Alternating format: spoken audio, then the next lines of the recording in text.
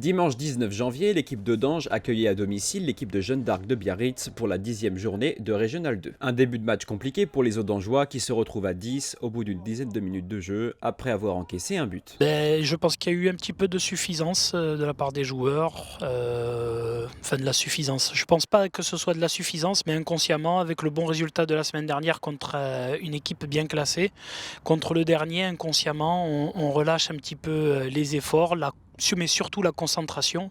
On prend un but un petit peu casquette sur un ballon qui fait 3 ou 4 rebonds dans notre surface de réparation.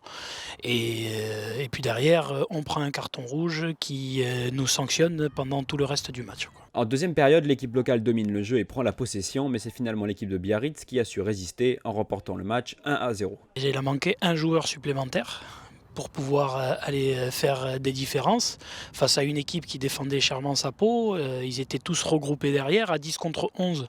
On a dominé le match de la tête et des épaules, la deuxième mi-temps de la tête et des épaules, et le regret est là. En se disant que si on avait mis les mêmes ingrédients en première mi-temps, peut-être que le match ne se serait pas terminé comme ça et qu'on aurait pu espérer beaucoup mieux sur la fin du match, quoi.